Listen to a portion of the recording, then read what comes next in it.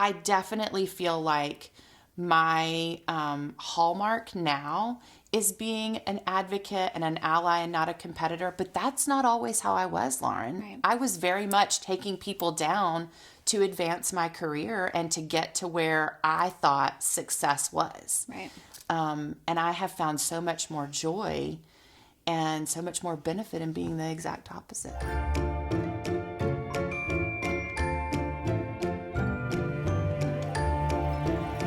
Hey everyone, welcome to the Rainey Tenney Show. To say I'm excited about my next guest is a huge understatement. My friend, Heather Adams, is here, but more importantly, she's just a force. President, CEO of Choice Communications, which is a publicity firm here in Franklin, Tennessee. Choice Communications has worked with huge people. Jimmy Carter, President Jimmy Carter, Sadie Robertson, Jen Hatmaker, which is a favorite here around these parts. Yes. Bachelor Sean Lowe. America's favorite bachelor. America's favorite bachelor. So you have worked with a ton of amazing, interesting people. And you say in your bio, you like soulful and interesting people. You like to work with soulful and interesting people. But the next thing I'm going to say really blows my mind. Heather Adams has been instrumental in launching over 100 New York Times bestsellers. I'm not talking about books. I'm talking about bestsellers. And that is amazing. Thank you. Does it exhaust you just hearing all of this? No. Because I'm going to keep going. It's like crazy. So she's a mom to two amazing guys who are very accomplished already. A wife, but also something that you love that's dear to you is mentorship and really equipping women of the upcoming generations to be strong and courageous and step into their role as women. Yes. It's pretty amazing. Thank you. Thank you for being here. Heather is just a personal development junkie too. 100%. Guru. 100%. We're very connected in that. She gets it. She understands just all of the lingo in self-improvement, and I'm really excited to talk to you about it because you've come a long way. Wouldn't you say? Absolutely. Well, and reading all the books that I have worked on over the years, there are so many that are in the professional development category, self-help category. It's now called self-discovery. Which I kind of like that. I do kind of like that. Yeah. But anyway, I hope I'm constantly changing and evolving and growing. But thank you for having me. Yeah. I'm so delighted to be here. You're a treasured friend. Well, you too. And this is going to be great. Yeah. This is going to be great.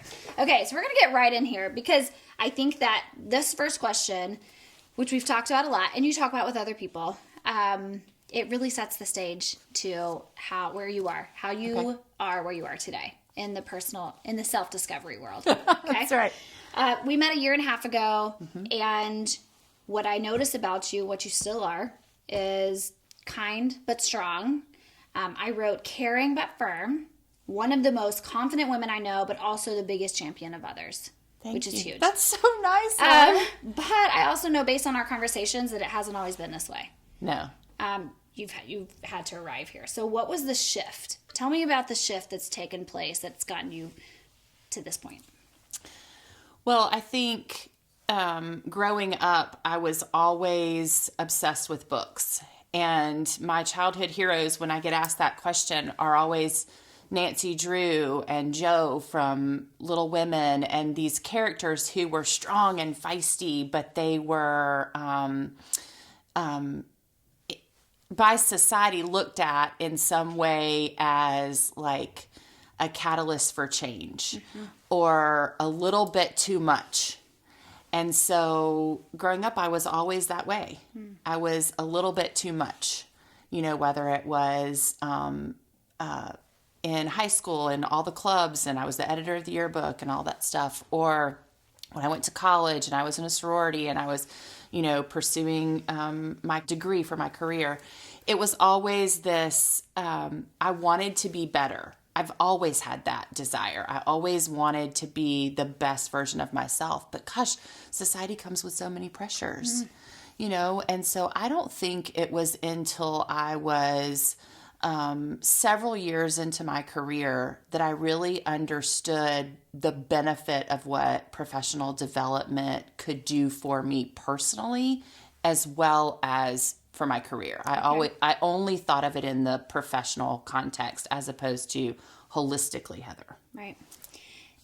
We have talked about, and you spoke at my husband's kickoff meeting last year, perfect. and you talked about there was a point in your career where there was a big change that had to take place in you, in your heart. Do you remember that discussion? I totally remember that. So I was working with John Maxwell, who everybody knows is this leadership guru, incredible speaker, runs a huge business, consults with Fortune 500 companies. And he had written a book called The 360-Degree Leader. And I was working on that campaign, and I'll never forget kind of what was revealed to me during the course of that. As a part of working on the campaign, we took his 360-degree evaluation, which means I had the people who I reported to take it, the people who I was peers with, and then the people who reported to me. Oh, man. And they all took it in a anonymous way. And the feedback I got was, I'm awesome at managing up. The people who I report to love me. I do great work for them. I make them look good. I provide a good quality service. The people who report to me love me. I don't take credit for them. I give them the credit that they deserve. I help them, set them up to be successful. All of those things. But the people who I was peers with couldn't stand me. And it was because I was taking them down right and left to be first, to be best, and to make sure you knew that me or my team had done it. And when I took that evaluation, I was like, oh my gosh, I can't believe that I have allowed myself to get to this place where people that I love and adore and admire and respect don't want to work with me because of the way that I conduct myself in a competitive way. What did you do? So I did a handful of things. The first thing I did was I read this book called Love is the Killer App. And it was recommended to me by Michael Hyatt, who was the CEO and president of Thomas Nelson at the time where I worked. And it really had this overarching theme of embracing the competition and seeing people as allies, not competitors, really figuring out what you could learn from each other, how you could help and support each other, and having what the author called a love cat mentality. The second thing was I hired an executive coach. Now, this was not someone that the company was paying for. This was something that I was doing for myself personally and cost money. And, I really felt like I had to invest in myself to make the change that was necessary because what I was reading on paper was not what I liked that people were saying. And I didn't want that to be my trajectory going forward. It's interesting what you're saying because you said it costs money. Mm-hmm. It costs some money, and I understand that. I know how much they cost. Yeah. And I always say when I got to the place where almost where you got, I started hearing myself and seeing myself, and I'm like, this is not who I want to be. Right. This is not who I am. I can be better, but I couldn't afford therapy. I didn't have that money, but I did what I could do, and that was read books. The books you're talking about. People are smart. They're wise. They've been through it. They've had the same experiences and they can help. What would you say to the person that's like, I really can't afford it. There's nothing really I can do. I mean, it's so nice that you can I could do that spend the money for to myself. develop yourself, but this is who I am and I really can't afford to do anything. I think people have to look at virtual mentors, and that's what I call people that you don't have direct access to, but that you can learn from. Okay. So Sarah Blakely is one of mine. Sarah Blakely, yes, she owns and founded Spanx. Yeah. She is the youngest female billionaire of all time. She's also a wife and a mother and invested in being a champion for women. I admire and respect her so much. I've never laid eyes on the woman in person. I don't have a relationship with her, but I can learn from her by reading the books she's written, by watching and listening and reading interviews that she's done.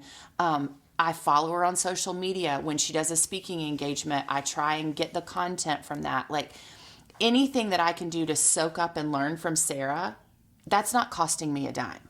Right? But it's a way for me to develop and become a better leader from someone I admire and respect and who is successful and savvy in their own right. Yes. So I think surrounding yourself with these virtual mentors, it could be a podcast you listen to, it could be magazines or, articles online that you're reading, or, going to a webinar or a conference or something like that. You can do any of those things.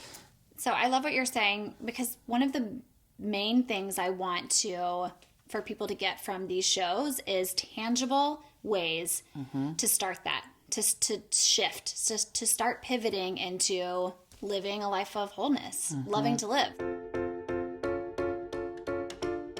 In talking about self-discovery, personal development, getting to the point where we're loving to live, living fully, you run an organization of other people that have other things that they've gone through. They each have their own lives that kind of that affect them. That affects their mood. It affects their way they work, how they communicate. And you are at the helm navigating all of these people. Yes. So how do you instill into your team how important self-discovery is, personal development is for them personally, but also as a team as a whole?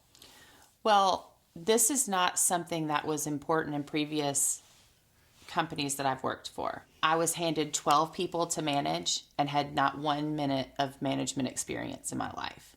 And then if I didn't do something well, was scolded in an annual review like, you're not a good manager, right? So I knew from the very beginning of Choice that I wanted things to be different. And I manage all women. And women are notorious for taking each other down to get ahead, for having animosity. And I wanted it to be that your success does not diminish mine, right? Or my opportunity for success. And so we have a mentality of, a win for one is a win for all. And we have to be champions and cheerleaders for each other.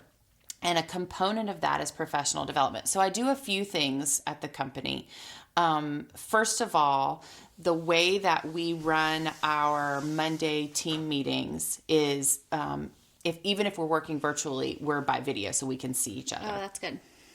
And the very last thing, we kind of work through the same agenda every week. There are 4 items we go through. And the very last thing is, how can we celebrate each other this week? What do we need to be celebrating? And so that encourages the spirit of, I want to celebrate Lauren because of X. The second thing I do is every single quarter, we have a professional development day during the business week that they can dedicate completely to their own personal development. So good. I didn't come up with it on my own. One of the girls that works for me came to me and said in our quarterly lunch, I would love if we could set aside some time for personal development more, but I'm struggling with where to incorporate that. Would you consider this? And I was like, 100% hands down. So she gets the credit for coming to me and making the ask. But so once a quarter, they come to me and they say, this is how I'd like to use my personal development day. We walk through what that is. I approve it. If there's an expense, I approve that. And then they tell us the day out of that quarter that they're going to spend, and that whole day they spend on it. The other thing that I do, and I started this last year, is once a quarter, I meet with each one of them individually for lunch. And the lunch is not a small chit chat, hey, what's happening kind of lunch. This is from January to December, how do you want to look different? And how can I help you take those steps to look different from January to December? So and each one of them is different because each one of them has different needs and different growth goals and different desires. And so we map that plan out together. It is the single best thing I've ever done with them. And I really feel like they understand that I am invested in their growth and success, not just asking them to work on a to-do list. There's so much about that I love. But I really, it just makes me so happy and feel so confident that this is the direction the world is moving. Maybe slowly, but a lot faster than used to. Well, there have to be Right. catalysts for that, Right. and we can each be one. I think, that's just beautiful. I think that is what, why this world works and how it can work better, and how, again, I always say, if we could just help the next generation with the proper way to communicate, with the proper way to just own, where they are and where they're going, the sky's the limit. Well, I think it's our responsibility, Right. To help the women and men who are coming behind us, and to carve so that their path looks differently than the thorns we had to walk through. That's right. Okay, so we're going to talk about abundance mindset. Abundance mindset is something very dear to me, and I think that that's probably one of the reasons that I feel connected to you, because you have an abundance mindset. You've experienced the point in life where you really feel free to serve others with open hands, and I really feel like serving others with open hands, not wanting anything in return, is completely tied to having an abundance mindset, knowing that there's enough. There's enough for everyone, and you're going to serve knowing that. There will never be a lack when there's an abundant spirit. Right. So when did that click for you? Have you always known it? Have you always known it a little bit? When did that click for you? I can tell you the exact time it happened. Oh, good. In 2010, I was laid off from Thomas Nelson. I had been there almost 10 years. I was the head of the publicity department. I was working on all the marquee authors and all the marquee titles. I was leading the publicity team. And I got laid off during the recession. And at the end of the day, it was a business decision for them, but it was so personal to me, and it was hurtful. And I felt like they were my family. Well, a dear, dear friend of mine who is a publicist in Chicago, her name is Kelly Hughes, she called me and took me to dinner in Nashville. And when we were at dinner, she said, "I want to help you." And she said, "There is enough business to go around. How can I help you be successful?" Because I didn't know exactly what the next steps were going to look like for me. Was I going to go back in-house somewhere? Was I going to start my own agency? Like, what did that all look like? She could have looked at that and said, okay, here's a competitor. Like, Heather's going to be doing the exact same kind of work. She'll go after very similar clients. She could have said, I don't want to help her. Why would I want to do that? That's going to be to my disadvantage. But instead, she stepped forward. She treated me to a meal, and she said, what can I do to make you successful? I want to be a champion for you.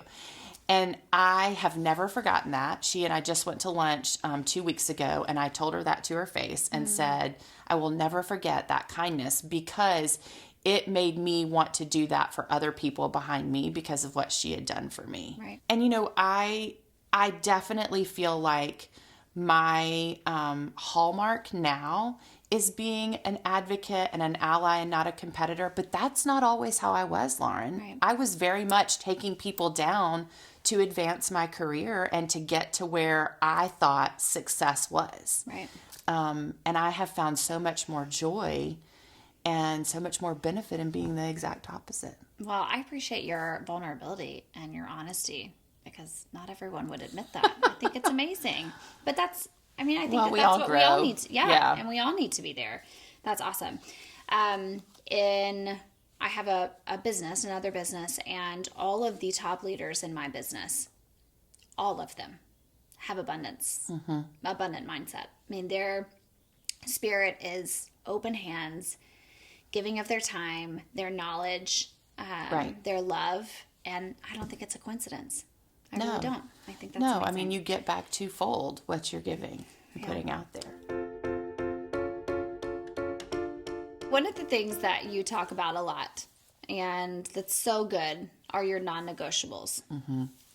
What are non-negotiables? What are your non-negotiables? And then I'll have a follow-up after that. So this started for me about 18 months to 2 years ago. So it's not something that I've been doing for years and years. It just proves we're all a work in progress. That's right. 5 non-negotiables are things that you protect in your everyday that make you the best version of yourself. So, for example, mine are drinking tons and tons and tons of water. I try to drink half of my body weight in ounces of water every single day. I wake up 30 minutes before anybody else in the house for quiet, interrupted time with myself and with God. And that looks a little bit different every day. Some days it's listening to music. Some days it's reading a devotion. It just depends on the day for me. But it's that 30 minutes before everybody else and the noise of the day really gets started. Paying attention to what goes in my mouth is really important. And so I start my day every single day with a Fab 4 smoothie that I learned from Kelly Levesque. And that seems so silly, Lauren, but literally I eat better when I have put that in my mouth because I'm thinking about like what it does for my body. Oh. You think about it the rest of the day. 100%. Rest, which I used to pride myself on being a night owl and staying up till the wee hours and not needing a lot of sleep and all of that. And now I put my kids to bed and I get in the bed. Because I understand how beneficial having at least 8 hours of rest is for me. Something I've never prided myself on. What? Being a night owl? Being able to function with no sleep. That is not this girl. Good, continue. So, whatever your things are, it's things that you protect every single day. Date nights? Yes. So every single week, Matt and I have a date night on Thursday night. It's on our calendar. Sometimes it's us going out, kind of like with the boys, and sometimes it's having a glass of wine and watching Grey's Anatomy, but doing it together, snuggled up. Right. So it doesn't have to cost a lot of money to be able to do that. Sure. But it's whatever makes you the best version of you and when you feel the healthiest. And my executive coach, Michelle Kashat, is who taught me this. I was going through a really hard season. And she said, okay, let's look at what it is that makes you feel centered and grounded and the best Heather. What are those things? And so I made a list of those things. And she said, these are your new non-negotiables. You protect these with every ounce of your being. And do I do it every single day? Of course not. Right. But I do it 80% of the time. And the protection part is key. Because if you just make this list of 5 things and you don't do them and you don't follow through and you don't protect them and keep them safe, then you're not going to be the best version of yourself. Right. So, yeah. And it's also habit too, consistency and habit. And that has a lot to do with self-discovery and personal growth. And well, and exercise for me is one of my 5, exercising at least 3 times a week. And I used to not do at all. Right. Because I thought I was too busy to do that. And where am I going to put that amidst the baseball practices and the work meetings and all of that? Where am I going to find an hour to exercise? And so I started out with 1 day and moved up to where I'm at least doing 3 days a week. And I feel like a completely different person. I'm not as worried about the weight as I am the strength and how I feel. Yeah. So that's one of my 5 too. And I think we make a lot of excuses on why we should sacrifice those things. And ultimately prioritizing and protecting them is really where we get the growth from. And I think that was my follow-up, was kind of to that point. How do you have the confidence to have those non-negotiables? Like, when did that, no, I am worth it. Well, it feels selfish. It feels selfish to put your body ahead of your children's schedule or whatever is going on. A lot of people struggle with that, and I certainly did. And I just know what it feels like on the other side. And so that's where the confidence and the protection comes from, is had I never done it, I would never know what this side feels like. But because I have done it and lived on this side of it and understand what it does for my whole self, I just can't go backwards to that. Right. And I think that listening to those non-negotiables and knowing the positive effect it has on you, that's a trickle-down effect because your boys see you happy. Yes. Your boys see you, again, not exhausted. That's good for them to see. Your husband gets the good quality you. Well, Matt said to me last year when we ended 2019, he said his favorite thing of the whole year was that we had our date night every Thursday night. He said, that's my favorite thing that we've done all year. And I thought, okay, this is worth it. Yeah. Because our marriage is stronger because of it. Last year was the first year that we tried that. Right. So that, again, is not something I've been doing for years and years and years. Yeah. And then recently we were at church and our pastor was talking about how taking care of your body, exercise, what you put in it, rest, all of those things is a form of worship to God. Mm-hmm. And the boys came home and in the car, they were like, Mom, that's what you talk about is taking care of yourself. Did you think that that was a way to worship God? So I have never once said anything to them about that. It's just the impression that they're getting because of it. It's just, this is why we're doing this. I love it. Because if people can just start doing these little things, these baby steps, because it's not a huge thing to add. To make sure you're drinking tons of water. Right. Just little baby steps. Little bitty things. And that becomes a big thing. Right. That becomes a big change.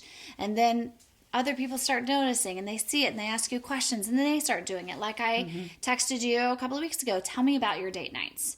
What does that look like, right? And so Spencer and I are so busy. Just and we're like planning one with you and Spencer because of that. We're doing it. And I'm thankful that you are letting us crash one of your date nights with us. But it's so easy to say, oh, we're too busy. With 3 kids, 3 businesses, like we're just so busy. Mm-hmm. But if you make it a non-negotiable, that's it. Well, I just feel like you have to advocate for the person on the other side. Right. It's like finding a mentor when you're 18 to 20-ish years old. You're advocating for the woman 25 years from now, right? By asking and getting someone to say yes and pouring into you. Yeah. It's the same thing with these. You're advocating to what you're going to look like on the other side of those 5 non-negotiables. Right. And you are worth it. But our self-talk is so hard, and I still struggle with it, Lauren, all the time. Well, on this side of heaven, I don't think it doesn't matter how strong you are. No, or how confident you think you are to the world, or how confident other people think you are. I think you can learn to shut down the voices quicker than you used to, but they're still going to be there. Well, I told my therapist last week, we were talking about the stress that's in my life right now, and I was saying, this is what I was saying to myself last week, and then I pivoted because I heard you in my head, and so the self-talk narrative has changed. Whereas years ago, the self-talk narrative would have continued down that negative path and I would have never pivoted. You have a choice. Yeah, totally. As soon as it enters your brain, you have a choice which way you're going to go. Exactly. Well, I just talked about this with someone. That's so crazy. Yeah, it's very true. So this brings up something I've really been thinking about, and I've unpacked this in my brain, but I would love to hear what you think. Right now, there's a lot of people in the motivational space. Oh, yeah. Rah, rah, you got this, you can grow your business, you can, there's a lot of people in this space. Mm-hmm. But to me, self-discovery, personal development is very different. Mm-hmm. But to get here, in my opinion, this has to take place. Do you agree? And can you expand on that? Yeah. Well, I think when you listen to those motivational people and they're pumping you up and you're listening to great music and you're dancing around and you're super excited and you leave a conference or you leave listening to a podcast or whatever it is and you're like motivated, but you don't know what step to take or you don't know what it is you should be doing, it's not enough to just want to go take a step. You've got to have the why behind it. Mm. And, there's so much to seeking out that perfection or success or fame or money or, that some people, that's all the motivation they want. And I think there has to be more to it. It has to be, what were you put on this earth to do? And go after that. Now, somebody else can light a spark underneath you. Sure. But you have got to be the one that knows the steps to take because you know which path you want to end up on. Right. And what ultimately you want to see at the end of the road. Somebody can get you fired up all day long, but they can't make that happen for you. Yeah. So it's your why. Yeah, it's your heart. It's like it's a deeper thing to change before you can sustain motivation. Absolutely. Yeah, that's really good. And thank you, because that's really been on my heart. Do we ever get to a place where we just don't have to work on ourselves anymore? Or we're just done? We're like, we're perfect. There's no growth. There's no more growth. We can rest. I definitely feel like we can rest, but I don't think that we're ever done growing. Or at least I hope I'm not. Right. I mean, the Heather that met you 18 months ago is different than the Heather that's sitting on this couch right now. And I hope that continues to evolve and change. But I do feel like we can't just keep striving and striving and striving and never rest. We have to rest. We've got to have that time for restoration. And so if all you're seeking is perfection, then that's the wrong thing to be driving toward in my mind. Right. Heather, thank you. I really, really am glad you're here. I'm so grateful. And I just know people are going to learn so much, and I'm just really thankful. Well, as your friend, I'm so proud of what you're doing. Thanks. As a guest, I'm honored to be with your guests and, in the esteemed company of people that you're having. And just to see you like live in your sweet spot, it's just so refreshing and rewarding. And I'm so grateful. Thank you for having me. Thank you. I'm glad you're here. And thank you for saying that. And we're just going to keep saying thank you off camera. Okay? Thank you, everyone, for being here. If you are watching this, you may not know this is also a podcast. You can subscribe and get it every week and listen to my voice in your car. And if you're listening, this is also in video form. It's on YouTube. You can search my name, Lauren Rainey Tenney, and also subscribe to our channel. We would love for you to do that. I'd like to leave you with this quote by John Wheeler. He says, "We can no longer consider ourselves merely onlookers that have no effect on the world that we're observing. In fact, the very act of observation is an act of creation." See you next time.